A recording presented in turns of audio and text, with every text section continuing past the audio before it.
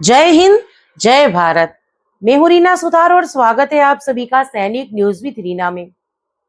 क्या केंद्र के कर्मचारी और पेंशनर्स को 8वें वेतन आयोग के तहत अपनी सैलरी और पेंशन के लिए और इंतजार करना पड़ेगा? क्या सरकार ने संसद में ऐसी तारीख बता दी है जिससे करोड़ों कर्मचारियों और पेंशनर्स की उम्मीदों को झटका लग सकता है?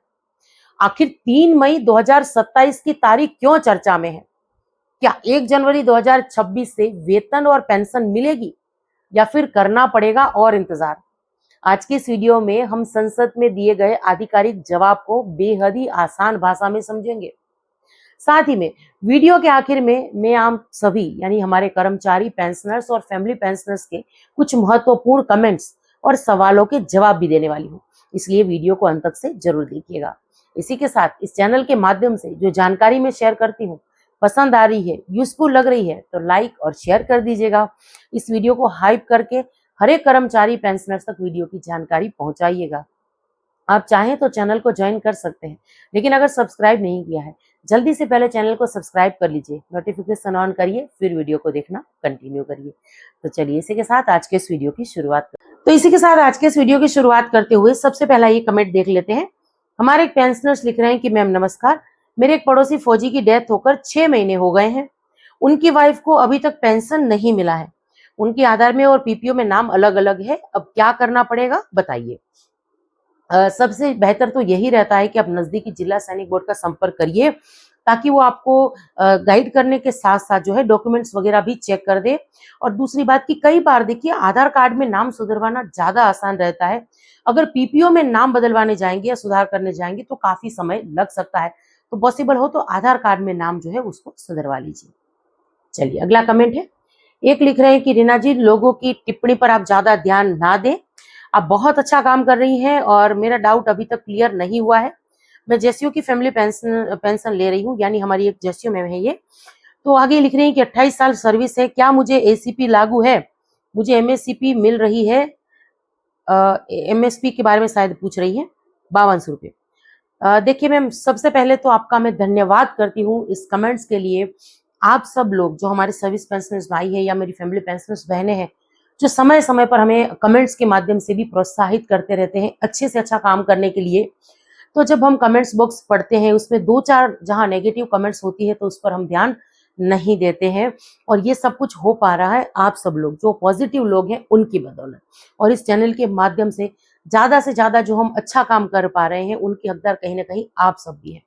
और दूसरी बात कि आप यहाँ पर जो लिख रही हैं ऑलरेडी आपको सुविधा रैंक की जो है पेंशन मिल रही है। तो मैम एसीपी में या एमएससीपी में भी नायक, हवलदार और नायब सुबेदार, ये 3 ही प्रमोशन का जो है वो फॉर्मूला होता है। तो ऑलरेडी आपकी तो सुविधा रैंक की पेंशन आ रही है, तो एसीपी या एमएससीपी दोनों ही इस मामले में जो है नहीं लागू होती है। और एमएसपी जो है वो आपकी बेसिक में जुड़ी हुई आती है, तो अलग से आपको कहीं पर ये लिखी हुई नहीं दिखेगी। चलिए अगला कमेंट है। एक लिख रहे हैं कि मैम हवलदार रैंक से 24 साल सर्विस करके 2004 में पेंशन आया और अभी पेंशन जो है 39,626 रुपये मिल रही है, ये ठीक आ रही है नहीं बताइए।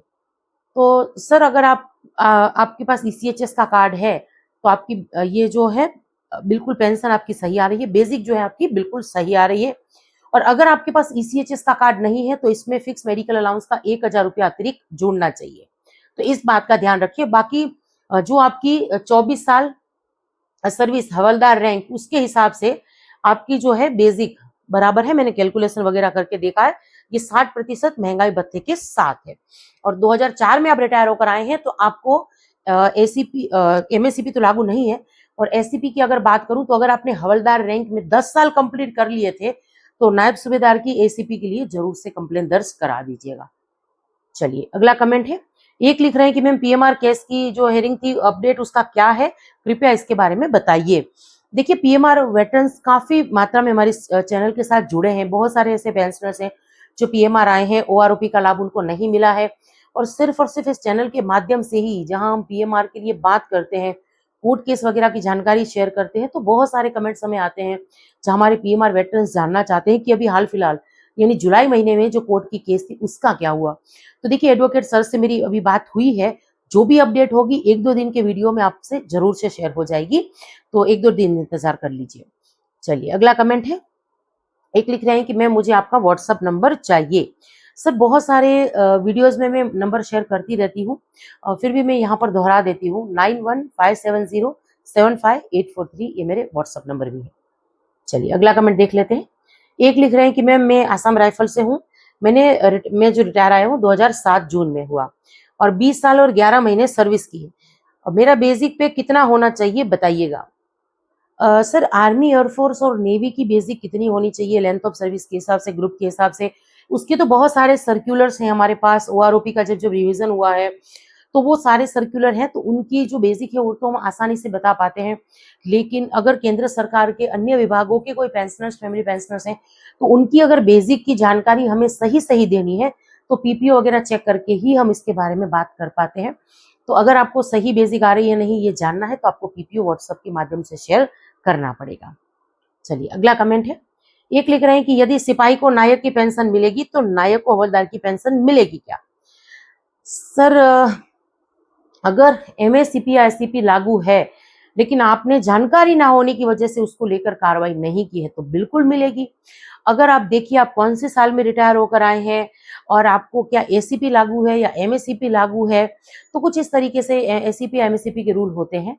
तो आप दोबारा कमेंट करिए जिसमें अपनी सर्विस का विवरण लिखिए ताकि हम इसके बारे में बात कर पाए।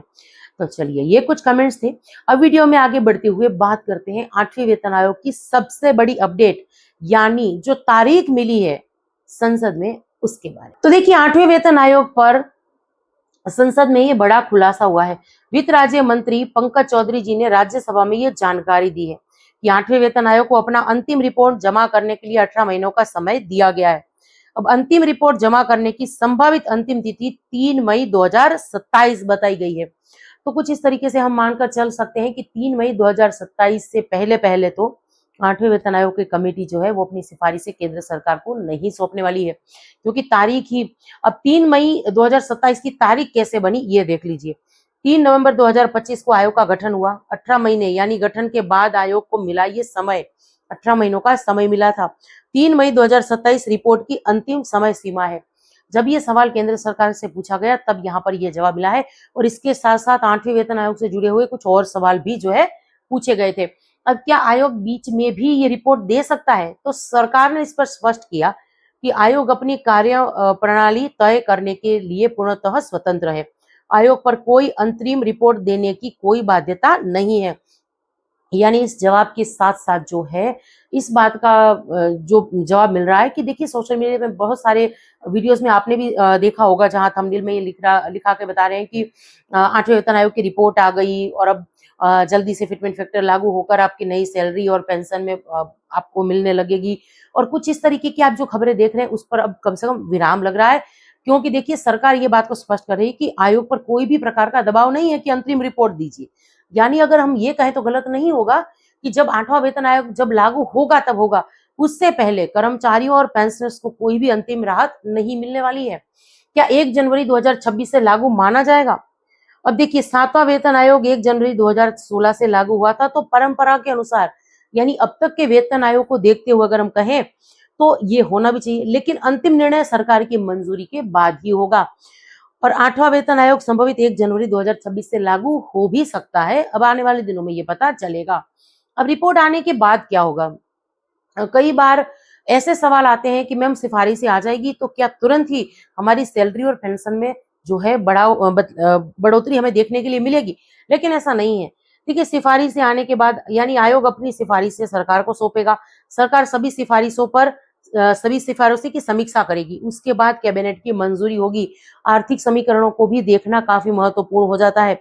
इसके बाद फिर लागू करने का आदेश जारी होगा, यानी कैबिनेट की मंजूरी के बाद ये आदेश जो है केंद्र सरकार सौंपेगी। इसके बाद देखिए क्या रिपोर्ट आते ही वेतन बढ़ जाएगा? तो ये नहीं बढ़ेगा। जैसे कि अभी मैंने कहा रिपोर्ट जमा होने के बाद भी सरकार को निर्णय लेना होगा, इसीलिए रिपोर्ट और वास्तविक लागू होने के बीच कुछ समय जो है वो लग सकता है। तो जैसे कि मैंने अभी कहा कि समय लगेगा। इसके बाद अगर बात करें कर्मचारियों की सबसे बड़ी चिंताएं क्या है? फिटमेंट फैक्टर कितना होगा? पेंशन में कितनी बढ़ोतरी होगी? न्यूनतम बेसिक वेतन जो है वो कितना होगा? एरियर कितना मिलेगा या एरियर मिलेगा या नहीं मिलेगा? ये कर्मचारियों और पेंशनर्स के मन में अभी सबसे बड़े सवाल हैं। एक महत्वपूर्ण बात अगर समझे, अफवाह क्या है और सच्चाई क्या है। देखिए, संसद में ये नहीं कहा गया कि वेतन 2027 से मिलेगा, ये नहीं कहा कहीं। हालांकि कुछ दिनों में वैसे वीडियोस भी देखने मिलेंगे। जानकारी ये दी गई कि आयोग की अंतिम रिपोर्ट 3 मई 2027 तक आएगी, उसके बाद सरकार निर्णय लेकर इसको लागू कर सकती है। यानी कम से कम 3 मई 2027 तक तो इंतजार करना पड़ेगा। कर्मचारियों और पेंशनर्स को अभी क्या करना चाहिए? तो अभी देखिए, आपको सोशल मीडिया में जो भी अफवाहें आप देख रहे हैं, उस पर विश्वास नहीं करना है। केवल आधिकारिक जानकारी पर ही भरोसा रखना है। आयोग की बैठकों और सरकारी घोषणाओं पर आपको जो है नजर बनाए रखनी है। बाकी तो जो भी अपडेट है इस चैनल के माध्यम से जो है हम शेयर करते रहते हैं। तो चलिए, यही कुछ जानकारी थी। आज के इस वीडियो में हमने कुछ कमेंट्स के जवाब दिए और इसके साथ साथ हमने बात की 8वें वेतन आयोग की तारीख के बारे में। अब ये सारी जानकारी आप सब लोगों को कैसी लगी, कमेंट्स के माध्यम से जरूर से शेयर करिएगा। और हाँ, देखिए, अभी बहुत ऐसे पेंशनर्स होंगे जिनके सवालों के जवाब उनको नहीं मिले, जो उन्होंने कमेंट्स के माध्यम से पूछे हैं। वो सभी थोड़ा इंतजार करिए। आने वाले दिनों में मेरी पूरी कोशिश है कि 5-5, 10-10 कमेंट्स को शामिल करके उन सभी सवालों के जवाब दूं। तो चलिए, इसी के साथ आज के इस वीडियो से विदा लेती हूँ। जय हिंद।